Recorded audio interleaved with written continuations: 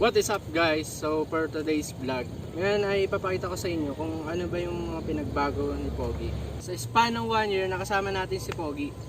So tara, samahan nyo ako. Let's go guys! Guys, ang unang-una syempre na nag-iba dyan yung odo natin. Nakita nyo sa 1 year ay nagkaroon lang siya ng 2,718 na takbo. Kaya ganyan lang yung tinakbo niya kasi 'di ba nga hindi tayo masyado makapag-ride. Ganyan pa lang kaliit yung ating natakbo sa loob ng isang taon. Siyempre, next naman natin yung nagkaroon siya ng mga gasgas na sa isang taon. Ayan, yung mga gasgas niya.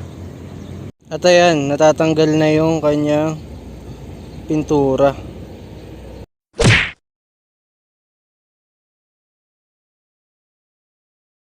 So ito naman guys ang naging sira ni Pogi.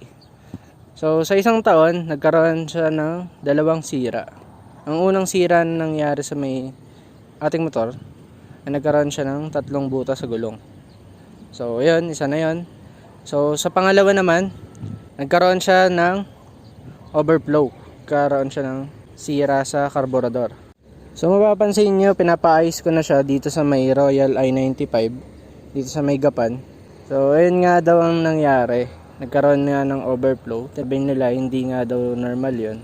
So ayun, pinagawa ko na. Ang nagastos ko dito is 300, kasama na yung change oil. Syempre hindi kasama yung oil dun, yung ano lang, labor lang ng change oil natin. Kumuha sila ng gasolina, tapos nilagyan nila ng gasolina yung mga bawat parts para malinis. Ina-air pressure nila para matanggal yung mga dumi na na-stuck doon sa may ating karburador. Ibigyan ko kayo ng tip kung bakit nagkakaroon ng overflow sa may karburador. So one thing na sinabi sa akin ng mekaniko, nagkakaroon daw ng overflow kapag yung gasolina natin ay hindi angkop doon sa may motor natin. Katulad ng premium. Yung premium kasi merong matapang daw yung kulay, tsaka nag-iiwan ng latak yun sa may makina natin. Once na na-stuck yung motor natin, hindi natin nagamit sa loob ng isang taon. So, syempre, ganun nga yung nangyari sa akin. Isang taon, hindi naman isang taon hindi ko siya nagamit. Nagagamit ko naman siya. Yun nga lang, hindi siya masyadong pangmalayuan. So, mas maganda kung unleaded muna gamitin nyo.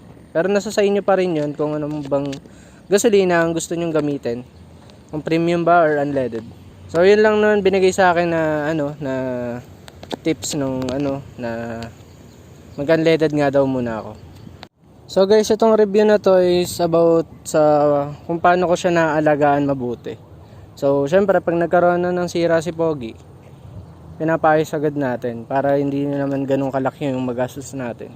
Syempre mas maganda yung mas maagap ka magpaayos kaysa mas malaki pa yung magastos. Ayun lang. Nasa sa atin pa rin naman kung paano tayo mag-alaga ng motor. Huwag kayo bumasa sa ibang tao kung paano sila mag-ano. So nasa sa atin yun kung paano natin maalagaan yung ating mga pagmamay-ari. So yun lang, sinashare ko lang sa inyo to para kahit papaano may share man lang ako na tips or kahit di man tips. It's all about lang naman, pag-aalaga sa motor natin.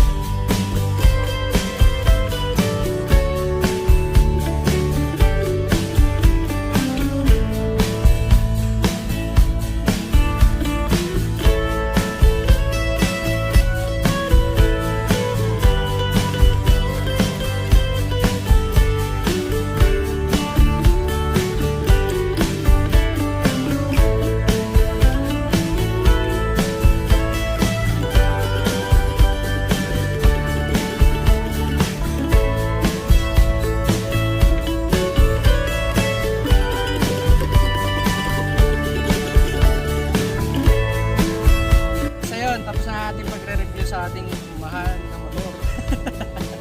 So ayun, nagmamadali lang tayo kasi nakikita niya na maulan na asawa ko. Yung asawa ko nga pala yung nagbibideo nitong ating vlog ngayon. So maraming salamat sa iyo mama. So ayun, dito ka natatapos yung vlog. Kita-kita na lang tayo sa daan.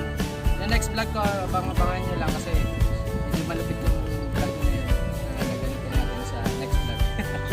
So see you guys. Ay, mama, cut mo. Go! So guys, see you on my next vlog na lang. Ian mo to signing out. Peace! Woo!